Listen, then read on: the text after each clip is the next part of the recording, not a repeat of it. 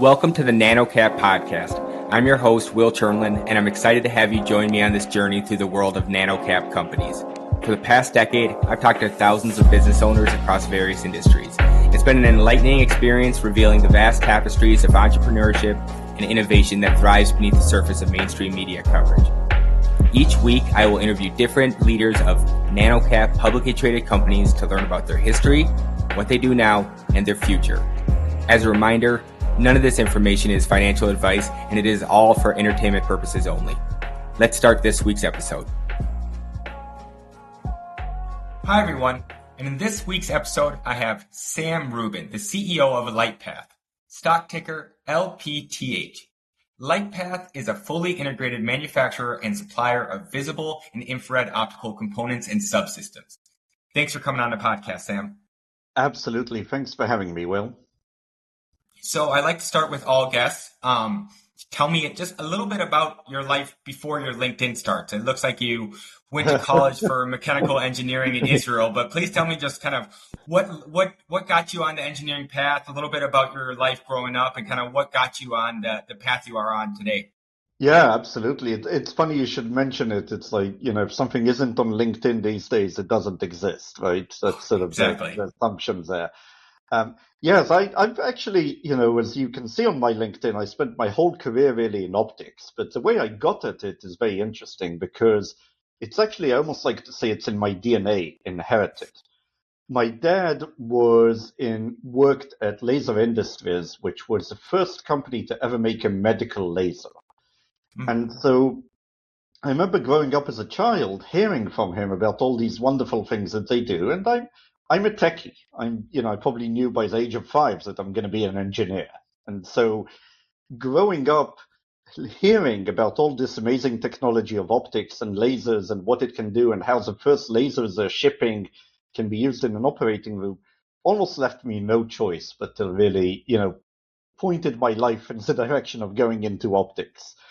And so by the time I went into university to start my undergrad, I already had a few years of sort of, I feel like, optics under my belt, just from, the symbiosis of being near my dad and hearing everything he talks about and his work.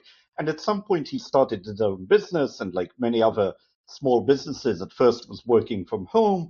So I literally had an optics company in the room next door to me, right? So it really, pointed my life in that direction, which I'm very, very happy about, because what ended up being is I was so immersed in this life that halfway through my undergraduate in electronic engineering, I already was publishing papers and started academic research and started a PhD when I was already in my 3rd year of my undergrad. And so from there, it was a very easy path into starting my own startup, which, we're talking about late 90s in Israel. In Israel, in the late 90s, starting a startup was like a national sport. All you needed to do is have an idea related to optical communication, and you could get funding pretty much. And that was the case. And so on my 4th year of my undergrad, when I was already deep into the PhD, my advisor and I started a startup company called Xlight, which was commercializing fast switching optical lasers. So lasers that could change their wavelength really quickly. And the idea was, back in the 90s, everyone felt that the networks will not be able to handle the amount of data that is needed. Optical switching is the key for the future. Routers based on silicon are just going to not handle the load, so you have to do switching in the optical level, going very technical. It actually happened, but it happened 20 years later. So what we were working on 20 years ago is happening now, pretty much. And so that startup, changed direction like many startups do, ended up actually still selling it off to a telecom company. So was able to do a bit of money, and then moved to the US and did my MBA. And from there already LinkedIn started. So probably, you can track the rest of my life just by looking at the profile. No, I love the idea that you're the kid that all the people who are just graduating with their undergrads complain about, where they go, "This is an entry level job. How can they require 6 years of experience?" But Yeah, you already had the 6 years of yeah, experience coming pretty out of much. the Yeah, undergrad, and yeah, then moving from that to the often theme in technology of your idea wasn't wrong, just the timing was wrong. yeah, Is yeah, that pretty much. you're Yeah, yeah. I yeah. mean, it's great. It's funny. I get notifications about papers that I published if they get referenced, and suddenly some paper from 24 years ago is getting referenced a lot now. And it's really because that's the point where I realized that what we were working on back then is now being commercialized. But it's just satisfying to see it happen. There's a great coffee table book of companies that failed in the late 90s, early thousands, during Yeah. the dot-com bubble, and every single one of them is some sort of unicorn today, where it's Oh, food yeah. delivery on Yeah. demand, cabs Yeah. Yeah. called through the Exactly. internet, and Yeah. all these Yeah. things Yeah. where everyone was right, but they were all wrong at the same time. Yeah. Absolutely. Well, you can probably spend a whole podcast just talking about Apple making a living from taking old ideas and reviving them and Exactly. getting the credit for it. But yeah. And so okay, so the idea of you coming up with X-Light makes sense, where it's in your blood, photons and different types of lenses and such. Yeah. But Yeah. then I'm scrolling through, and then you started working with like a branding agency. How did you make that switch? Yeah, so I went to business school at NYU Stern, which is everyone that goes there goes either into investment banking or consulting. And so I came from technology, manufacturing, but there's something about the environment around you. I don't want to call it peer pressure, but when you go to school with, 250 others that are all talking about investment banking and consulting, and all the people that come to interview people, no one comes to business school to Stern to interview someone that can be a CEO of a optics company. So the interviews are all and the opportunities for internships and everything all around consulting and consulting and banking. Banking for me was out of the question. I'm just not that type of guy. Consulting was something I felt like I wanted to try, but marketing specifically is something I always felt like, is really the essence of everything we do. I mean, when you talk about starting a startup, putting the technical idea aside and all of that, half of what you're doing is marketing. You're out in front of venture capitals, you're out in front of investors, you're trying to raise money. That's marketing all day long. And so I took an opportunity of going to work with a brand consulting company, um, which was incredible, to be honest. I learned some incredible things there. And, I also learned that it's really not for me. I also, sometimes that's also important. I had to explore that, check it, check that box, see, okay, I tried to go the mainstreams. That's not me. I really need to go back into the manufacturing world, the technology world. I need to make product, not just PowerPoints. But there was something I did learn very, very interesting in that company. And Eric, the founder and owner of the company, is a brilliant, brilliant branding person who wrote some of the best books out there on it. But I learned from him something very interesting, and that is the perception part. So we worked with a company with O'Neill that is a surfing company. And, when you work with O'Neill, you see they have a very strong brand perception of hardcore surfers. In fact, when we went to visit their headquarters, every day at noon, everyone drops everything and goes out surfing. So that's how hardcore they are, right? But at the end of the day, most of their revenue comes from school bags, t-shirts, sunglasses, sandals, everything else. That's where the real money comes from.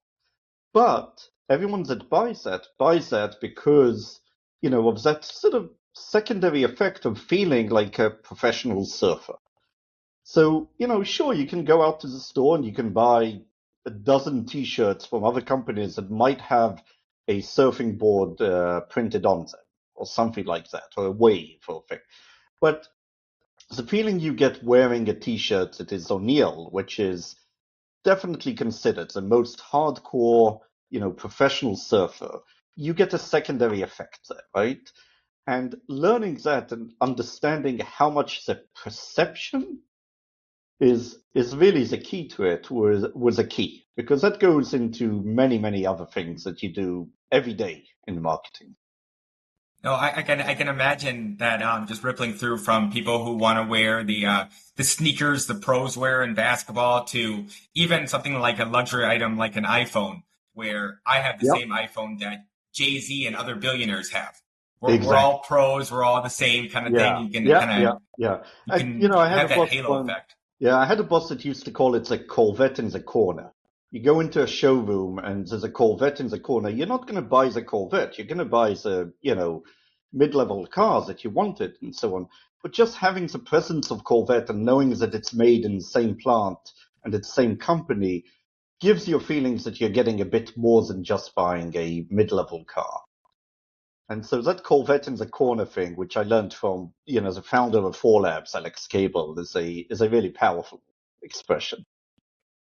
100%. No, I 100% agree with you. And it also reminds me of the idea of like first time founders are worried more about the product. And then the second time founders are thinking more about the distribution at the beginning. I And that love you that. kind of got I to love touch on that. both. I heard that expression not long ago, and I started using it a lot because I found oftentimes with engineers, you have to stop them. It's like you don't have to keep adding features. You don't have to have the best product. Save something for Gen 2, Gen 3, Gen 4. Apple does that incredibly, right? By the time they release a new iPhone, they already have in the labs the next two generations that they're working on that have already new features. They're not holding back that iPhone and waiting to add that in. On the contrary, they want to already know that that one is going to be obsolete soon because they want you to already upgrade to the next version after that. So that's definitely a difference between first generation founders that thinks that it's all about the features and second generations that understand that, you just need to get out there, start getting the revenue, and then, yeah, keep adding features. Definitely you want to keep the differentiators there. So let's fast forward about 15 years from there. Yeah. Yeah. All right. You're working at Thor Labs for a while as a leading designer and manufacturer of kind of photonic equipment. Then you go from there to the job as CEO of LightPath, literally as the pandemic starts. Tell me Yeah. about just kind of were you're interviewing through January and February and you're kind of Yeah. hearing about COVID but not worrying too much about it and kind of explain that like that 6 week span Oh of my your God. life to me. Oh my God. The funniest thing is, while I was interviewing for LightPath, my wife, we were living in the US, in Virginia. My wife went to Thailand for a week to visit a girlfriend of hers. And on the way back, she's saying to me, maybe I'll wear a mask. I keep hearing these rumors about this funny, ammonia or something coming out of China. And just in case, I'll wear a mask.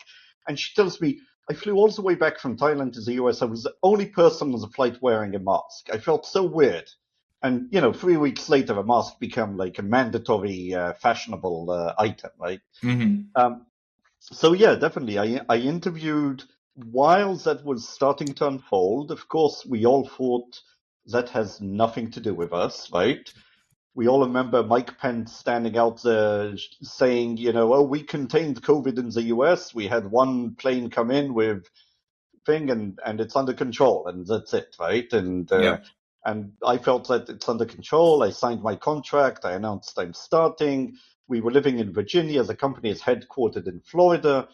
My plan was to stay in Virginia until the end of the school year and then move the family, fly back and forth all the time. I flew down here, on a Monday, spent 5 days here, 4 days here, said to everyone on the Friday, okay, I'm leaving back to Virginia for the weekend. I'll see you on Monday.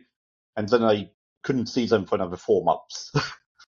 Oh, So my work as a CEO included 4 days on site, meeting like 10 people out of 350, and then 4 months with meeting no one in person. And then after that, even when I could come down to Florida because we just moved in the middle of COVID, I couldn't visit my factory in Latvia for 2 years and my factory in China for another year. And so it was quite hell of an introduction, but apparently you can achieve quite a bit without physically going there. So, That's what I was going to ask real quick is yeah. that were there certain redundancies and different things that you got to build out since you had all these constraints in the beginning that now are kind of paying dividends because you go, well, now I don't have to go to Latvia every month because I figured it out kind of thing. Yeah, yeah. So one thing we made sure very early on is because we were worried, like everyone, of shutdowns or facility shutdowns. And so we developed a redundancy to make sure there isn't any process that is not done in at least two facilities. So we don't depend on one facility for one process only. The only exception is there's one process done only in Orlando, but there are also competitors we can use for that process. So if needed, we have some external backup for that. But that definitely worked out well, even though we never had to go through a shutdown in the formal way of an infection and all of that. We did have periods where, for example, in Latvia, 60% of the factory was out in isolation or exposed, right? And so on. And we had a period even in China where, people had to sleep in the factory because they had to, they were locked down for 2 weeks there. But it did work out well. It helped also now with geopolitics and us de-emphasizing our China operation. When I came on board, the company was very, very focused on manufacturing in China. That is something that I was changing from day one, even before the pandemic sort of hit in our face. It was already sort of the writing on the walls that we can't just, depend on China on everything. And so we've been de-emphasizing the China operation. Really, everything we do in China, have been doing in China, we can do elsewhere. And having another low-cost manufacturing center in Latvia really helps a lot because the cost of labor in Latvia is not that much higher than China necessarily. And so we're able to transition some operations and some activities over there pretty well. So I touched on it a little bit, but I would love for you just to give a proper introduction to LightPath and what you all do before I Yeah, start getting into absolutely. some kind of deeper questions about LightPath. Yeah, so if you would ask me 4 years ago, LightPath was an optical component company making lenses. And it had some very unique technologies for making lenses, precision molding, like injection molding of plastic, some diamond turning, and so on. But when I came on board 4 years ago, it was obvious that that is being commoditized and that remaining as a component company in optical components is going to be just a race to the bottom. And so we worked very hard on our strategy and identified that our unique capabilities that allowed us for years to differentiate ourselves on the component level can also be leveraged to make much more than components. And so we've been transitioning into a system company. We started by making assemblies and saying, okay, instead of buying in a few individual components and assembling them, let us design the assembly for you and we'll put it together. Think of a camera lens. You buy back when we had an SLR camera and you would buy a lens to fit on your Nikon camera, we would make that lens assembly. So that was the first step. That's already 20% of the business and so on. The next step after that, through acquisitions and through more of an investment in R&D, was to go and make the camera itself. And now we've been transitioning into a camera solution provider. And so you can look at it in terms of what are we selling? 4 years ago, we were selling glass. We were selling lenses that would cost maybe $2 a lens or maybe $50 a lens, maybe $100 for a really, really high-end lens. We went into making assemblies. The assemblies would sell anywhere from $100 to say $800. Now we're making cameras that sell anywhere from $1,000 to $30,000. So we've been climbing up the food chain by really leveraging the unique technologies that we have on the materials, on the glass, on the lenses, on optical design, and adding more unique capabilities for acquisitions. We acquired a year ago Visimid, which brought in some video analytics capabilities and video engine capabilities that allowed us actually this week to announce a really, really cool new product that integrates AI into the camera video pipeline. On the camera level, you can now deploy AI. So you don't need to even have a separate computer. You don't need to worry about, okay, which GPU do I choose? What computer? Do I get a Raspberry Pi? Do I get a high-end computer? You can, if you have a module that's already trained and ready, you can just download it directly into the camera and seamless. It will be already in the video pipeline. So it's differentiators like that allow us to go from the $20 lens to the $10,000 camera. And then is the AI, is that on like a subscription model too? Or is it just come built into the hardware? So it's a hardware. So, what we realized, we had a lot of conversations with customers, and we realized that the world does not need another AI company developing AI modules. There are plenty of those, and people do incredible work, I have to say. I mean, really, really incredible. And spending lots of money. Yeah, spending lots of money, Yeah. buying GPU time, buying hardware. What we understood from customers, their two biggest challenges are all about how to actually deploy AI once they have it already trained and developed. And there's two options. One is you can work in the cloud and Amazon Web Services and different functions like that. That works really well if you're in your office and you have a pipeline and you have like a gigabit Ethernet connection and endless video. If you want to install 20 cameras in your factory and to run AI, you cannot pipeline the video stream from 20 cameras to the cloud nonstop 24/7. A, it would take an enormous amount of bandwidth. And B, your IT would not allow you because of cybersecurity limitations. We're talking about customers that integrate AI or want to use it in power plants, in military applications, in places like that. No one is going to pipeline anything out there in that way. I mean, the cybersecurity requirements today are very, very tight on that. So it has to be done within their internal network. So then you can either buy a really high-end server, install it there in your plant, and run the AI there and maybe get, a license, something like that for the computing, or maybe buy an NVIDIA high-end. Or you want to do it really on the camera level and not even need to pipeline it back. And this is where we come in. We integrated an AI chip, an AI accelerator. It's essentially just like, today you can buy an FPGA from Xilinx. And instead of designing your own integrated circuit silicon, you can just program the FPGA with your code, and it would run as if it's silicon. So this is the same here. This is a chip that's similar to an FPGA, but specific for AI. And you can come with your module and with very, very clean and easy software, literally just compile it into the chip, put it there, and it will run in the camera. And now you can install, and now you can set triggers. And now you can say, okay, you know what? Don't pipeline the video until event A or B happens. You identify a person, an intruder comes in. You're identifying a fire starting. The object is overheating and is going above a certain temperature. Then start pipelining the video back and set an alarm off. And then someone will come and look at the video. But until then, don't bother with piping the video back because I don't need it. I only want to know when something is happening, right? So when you look at the use cases for AI in the real world, I'm not talking about generative AI.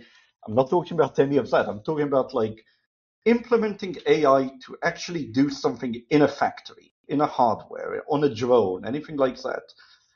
At the end of the day, it's specific events that they want to detect. And so this allows for an easy integration of that. So I talked to a decent amount of like career CEOs where they were CEO of a bakery and now they're CEO of an insurance company. And it's kind of that nice. They're a career CEO and they know how to manage people and how to grow revenue one way or another. It's obvious that you have an extreme expertise in the actual field you're in. How much is that a competitive advantage when you're just describing what the customers want, that you have a really in-depth knowledge of exactly what all these companies do and actually like wrote the book on it? Yeah, well, I think it's a bit of a chicken and egg, right? It's, are we successful because because I'm technical and, I like to say I'm a frustrated engineer. I know the concepts really well. I have great ideas, but I'm not good at the engineering part. So I went into management. But, are we successful because of that? Or have we taken this route and this strategy because this is what I know well and this is what I want to do? Right? I mean, and this is a chicken and egg. Many CEOs, I think, aren't necessarily fully aware, many people aren't necessarily fully aware of how their own wants and desires affect sort of how they shape the company and what they do. So to me, I'm eyes wide open at it. This is what I love doing. And probably this is part of the reason why I took that direction with the company. But definitely being highly integrated into what our customers do and what the technology is helps me, develop a company that I like to think of it. It's like a startup in a sense of developing new technologies, new capabilities, running quickly, but it's a startup with real manufacturing and real revenue behind it. So, you don't often get to run a startup that has already a $35 million revenue and has already 3 manufacturing plants and 300 employees and so on. So it's a unique combination, but definitely part of this is deep inside. I'm an entrepreneur, I'm a technologist, and I just love taking that direction. Awesome. So, deep diving a bit into your kind of last quarterly earnings report and such. Yeah. The revenue from engineering services seems to be growing by far the fastest out of all the different categories and business offerings that you have out there. How do you plan to kind of double down on the success of engineering services since it seems to be on fire? So the nice thing about engineering services is that engineering services revenue today leads to revenue in the future on the sort of assemblies and cameras product. And $1 in engineering services will lead to $10 in camera sales. So when you look at engineering services, this is, for example, Lockheed Martin paying us $7.5 million to develop a new camera system that later will bring $100 million in revenue. So the nice thing about, when you own a key technology and something that's very, very unique, you get to double dip. You get to get NRE money or engineering services money to integrate that technology into the customer's product, whether it's slight modifications or adaptations and so on. And then you get to make the real money on shipping the product once the development part is done. So I'm glad you brought that up because many people don't realize it. That growth in engineering services now is incredible. It's incredible not in the engineering services revenue, but actually in the engineered products revenues that will come a year or two down the road after that. So again, I'd say a $10 million in engineering services turns into $100 million in product revenue 2 years later. You mentioned Boeing. It had me thinking as I was looking through. You have a lot of, say, defense or military type customers, Yeah. and it seems like since the Last Supper, when they trimmed down to about 4 or 5 prime contractors for the military, in the last 5 or 10 years, it seems like I'm hearing about a new person who's trying to become a new prime military contractor every 2 weeks, raising venture capital. How has the kind of the landscape of defense tech now being cool, like changed how you sell to customers?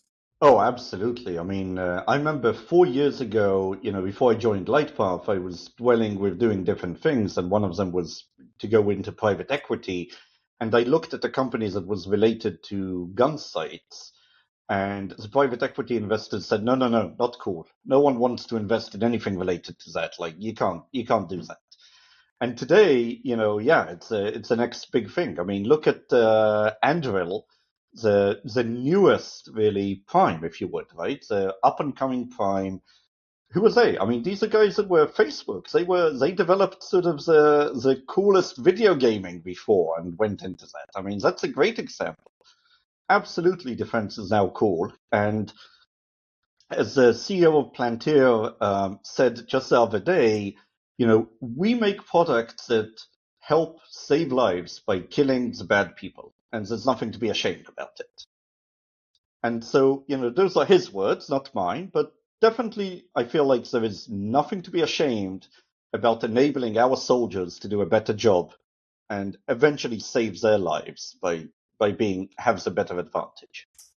No, 100%. And yeah, Alex Cart from Palantir is always must see TV whenever he gets a microphone in front of him because He yeah, is. He's he's pretty definitely one cool. of the Yeah. more outspoken ones. Yeah. Well, I got a quick fire question of just, I'm looking around at, it makes all the sense in the world why you would manufacture something in China, but how did the company stumble upon Latvia? So about 8 years ago or so, the company acquired a US company called ISP Optics that was founded by Joseph Menaker and Mark Lifshitz, two great guys in optics, in the world of optics, that both originated out of Latvia. And when they moved to the US and started their company here, they set up a manufacturing center in Latvia that allowed them to do low-cost manufacturing in Latvia, but really for the US market. And so when we acquired ISP Optics, we got a Latvia facility with it, and I'm very happy we did because that turned out to be great for us in more than one way. I mean, besides being a great manufacturing facility that is run really well and an incredible team there, it allowed us to now become vertically integrated in Europe and earn just a couple of weeks ago our European defense license, which means that Congrats. we can now provide to European prime companies. Just like in the US, the Lockheed and Raytheon and Boeing want only products made in the US, in Europe as well. The European defense primes, the defense companies, the Department of Defense of all the European countries want product only made in Europe. The fact that we can now do product beginning to end in our facility inside the EU as part of NATO has opened up the door to us to potentially tens of millions of dollars of new revenue. That's amazing.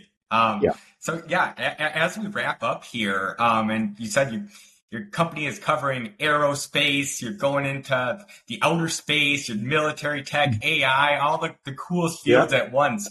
What do you see as like the next major growth driver? Is it acquisitions? Is it new IP and products that you're going to come up Yeah. with? What makes you I excited for the think it's next a 10 years? Yes, I think it's a combination of things. One thing that I, took out of business school and learning with all the finance people is diversification. You never want to be betting on one thing. So you always need to have in your pipeline 4 or 5 opportunities that you need just one of them to succeed, right? I mean, if 2 of them do, even better, right? So we have now 2 major defense opportunities that could be $100 million a year of revenue, right? Lockheed Martin and another airborne system. So check already on 2. We have automotive, in which everyone is starting to work on integrating thermal imaging into emergency braking system or ADAS. We're already qualified into one of the car companies. That's actually, we have a potential with them of about $50 million a year. So, and that's just one car company. And that's by law moving forward, right? The What's auto that? braking, the auto Yeah. braking. It's yeah. hmm So they're Yeah, they're all going exactly. to be That's the forced into it. department, right? So by 2029, it's mandatory in all new vehicles. So, DOT or National Transportation Agency announced just about a month ago that it's going to be mandatory to everyone. So, that's another one. Acquisition is definitely another big one. And then, just you look at the camera business, and we announced cameras that sell for $10,000, $30,000. We're going into, just the power plant markets. It's $500 million a year in preventive maintenance using thermal cameras. And there's enough opportunities there. I think of it as we have almost nearly 10 opportunities in our pipelines that each one of them alone can be tens of millions of dollars of revenue. So any one of those 10 opportunities could double our size. I just need 2 of them, 3 of them, and I'm set. No, it's almost back to like you were saying as a startup, as you're kind of like a venture capitalist making these little bets in these emerging markets and such. And Absolutely. like you said, the power Super. plants are. I get hear about a new nuclear power plant being opened up every freaking month, some Yeah, country and yeah. stuff. And so never been a better time to build power Cannot plants and such. cannot emphasize enough how important the diversification is. One thing I learned from the startup world is don't bet on one thing, because more chances of it failing than not. Better try and have 10 things, and maybe 2 of them or 3 of them will work out. Well, Sam, I can't thank you enough for awesome interview and coming on the podcast. If people would like Great. to learn more about you and LightPath Technologies, where's the best place for them to head? The LightPath website, of course, is a great place. There's also a contact form because anyone that wants can actually contact me directly through there. So in the contact form of the CEO, those go directly to me. Feel free. I answer everything as much as I can. and would encourage people to learn about us and to check out the stock price also. Yep, and for everyone interested, it's lightpath.com. And yes, the contact form works. That's how I got connected with Sam, so Yeah. he's not bluffing. Thanks again, Sam, for coming on the podcast. And for those still listening, please remember to subscribe and review. And thanks again. Thank you, Will. This podcast is for informational purposes only and does not provide financial, legal, or any other advice. The information is not investment advice or any offer to buy or sell any securities or to make any investment. The views expressed by the guests are their own, and any reference to third-party products, services, or information does not constitute an endorsement therefore by NanoCap Podcast or its affiliates. The NanoCap Podcast Express disclaims all liability for any individual's use of the information presented in this